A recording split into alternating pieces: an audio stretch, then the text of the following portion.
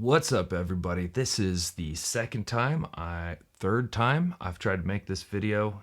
It is one of those videos where I'm doing it completely unscripted, despite my better judgment and history. I haven't written anything down, mostly because I want to try to make this as authentic as possible. I have no idea how long this video is going to be, but I want to keep it short and sweet. Last time I did one of these, I talked about YouTube and how it's a dream job, but it's also a nightmare. When it came down to it, YouTube has changed for me. And it went from play to a job, and then a really serious job, and along with that, a lot of pressure. I have two channels.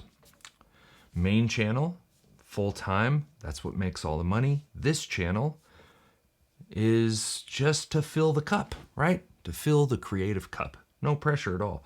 But last year, when the channel, my main channel basically was like shot out of the air and died, that pressure then switched to the camera channel. I got to start making stuff for here, and I got to get monetized, and I got to get sponsorships, and I got to start making money to alleviate some of that pressure. This isn't necessarily an update to that video, but I will say things haven't changed that much from a money-making standpoint. My main channel isn't growing like it used to, but what has changed is just my outlook and my response to that. And it's, Brandon, you just need to make valuable things for people. Don't worry about views.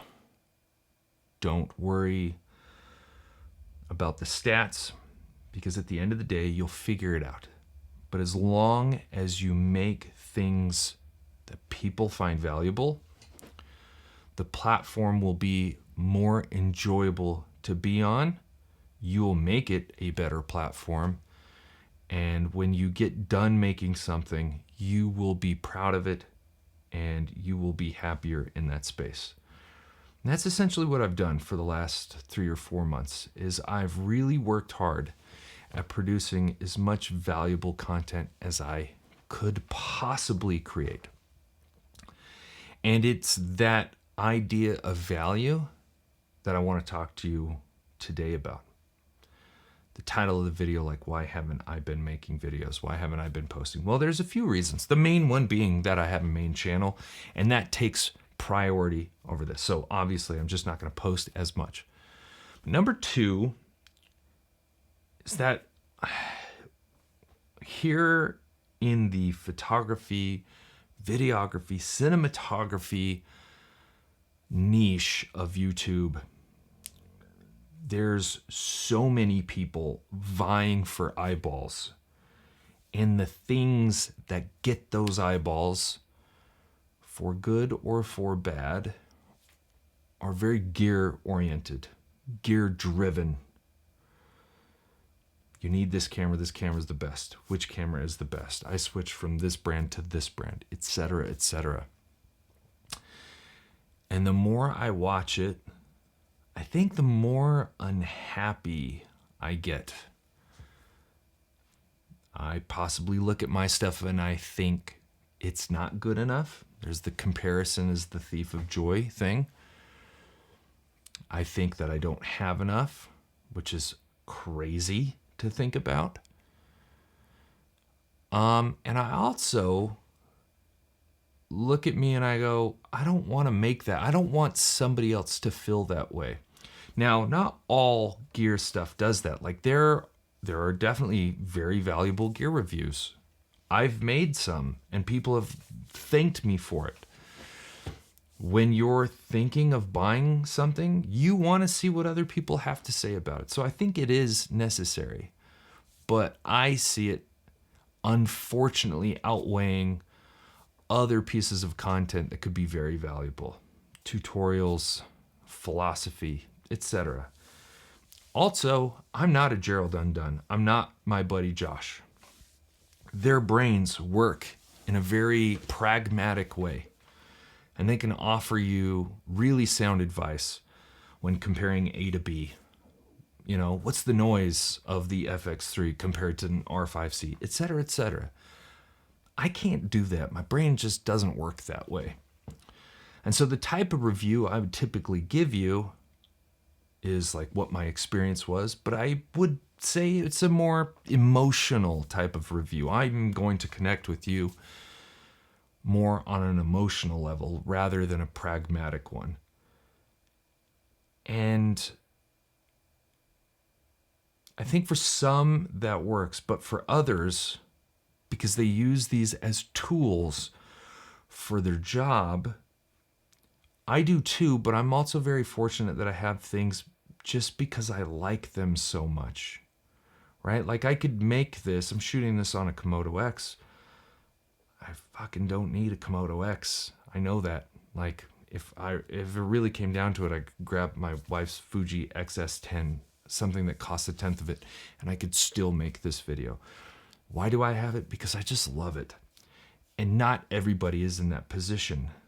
And so the idea of saying, hey, you should buy this because I love it and I just love the way it works, that's all nice and good and well until you have a job and it doesn't go the way you want. Maybe the workflow sucks for you. And so the idea of creating a piece of content and a recommendation based off of feelings just doesn't sit well with me now. And I say now because, you know, I got on set for the first time, shot this thing like a Star Trek thing, and shooting on a set, the hours, the workflow, the demands that are on a camera are so much higher than what I was used to. Thankfully, the Komodo X performed flawlessly. There's my review. Zero troubles whatsoever using third-party cards and batteries. So nothing went wrong and it was awesome. But I just don't feel right making reviews. So even though I've promised like a Leica Q2 review, a Komodo review, a Komodo X review, there's something that says, Brandon, are you really providing value to somebody if you did that, given your limited work history, right? I have not tested these I've not put these cameras into the most challenging situations. And so I'm very hesitant about doing a review. The other reason is comparison.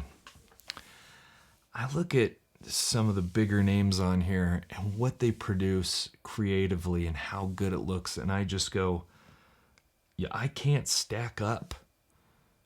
And so what's the point? Honestly, I look at something like maybe Cam Mackey makes, you know, where you can get a team of people and go create this awesome short film for his like Komodo X review, or same thing with Armando. And I go, man, those are awesome. They look incredible. If I were to do it, it's just not going to look that good. And I go like, what's the point? And so I'm feeling a ton of pressure. And I think that's the overall arching theme of this video, is this pressure that YouTube can create. Obviously, you want to know how to deal with it. And it wasn't until just very, very recently that I kind of had the light bulb moment. And it started off with a buddy of mine, David, thank you very much, telling me that I need to play more. You see, I had a really interesting experience. I'm not going to go into too much detail, but while on a huge road trip, somebody reached out and complimented my black and white photography. Very kind of them to do so, but they are also a person of status to where what benefit would they get by lying to me? You see, they're at the top of the hill. It doesn't really serve them to lie to me, I don't think. But at the same time, it caught me off guard, and I felt really insecure. I was like, why? Why would they tell me this? I didn't even know I was on their radar. But they invited me to come to their place and check out some cool stuff that they were doing. And then to cap it off, they said, hey, I want you to try this camera. It shoots in full spectrum. It's really the only one out there. And they were just simply curious to see what I could make with it. And we'll come back to that word curiosity, curious, being curious. And I got to tell you, for somebody that has felt invisible pretty much their whole life, for the first time in a long time, I kind of felt seen. And that felt really, really good. And it was almost immediately overshadowed by a feeling of unworthiness, because this person is giving me this opportunity when I look at some of my friends and I go, why aren't they being given the opportunity? They've spent more with this company. They've supported this company longer. They're a bigger name. This niche of YouTube is their main channel. It's my secondary. Why weren't they given this opportunity? And I don't know. And I can't do anything about that, but it made me feel bad. And when I told David about this, he was like, dude, that's way too much pressure. Just go play with this camera. Nobody expects anything. Go play. Just make something cool. So anyway, I have a therapy call. And my therapist, well, it kind of leads with this. Most of our conversations have to do with insecurity and the lack of confidence, because it's something I'm struggling with. And she was like, I think the reason you're feeling this way is because you're not playing enough. I was like, what the heck? David says this, now my therapist says this. And we talk about this situation, being lent a camera. And I'm like, man, this is an immense amount of pressure. I want to impress this person. And now the people that I've told about this, I got to impress them to show them that I am worthy of this experiment. And she was like, yeah, you're setting yourself up to fail big, big time. And we talked about this idea of just experimenting, being curious. And she was like, what have you learned? I'm like, well, man, there's hardly any videos out there on full spectrum video. There's a few on full spectrum photography. They're mostly older, but I had to research. It spent days figuring out what filter exactly I needed, what white balance to shoot in, how to edit it, like all of this stuff. And finally, I've figured out how to do it. And now it's just one big experiment. And she kind of brought that to my attention. Listen, this person gave this to you, and I quote, just purely out of curiosity, right? That's what they said to me. I want to see what kind of black and white images you can make, just purely out of curiosity. They're curious. This is an experiment. And if it's an experiment, there's no expectation. There's no pressure. And I'm really excited to keep this thing for a couple of weeks and just experiment. Who knows what crazy, wacky things I can make with it? I certainly don't.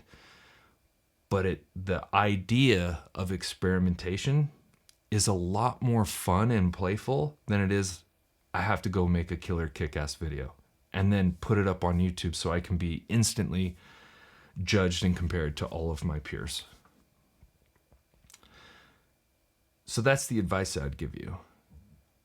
If you can, make this platform more about experimentation and play rather than I got to make 2 videos a week. They have to get this amount of views, and I have to get this many subscribers, or I'm going to be a failure. Just the rambling thoughts for today. Anyway, I hope you enjoy the video.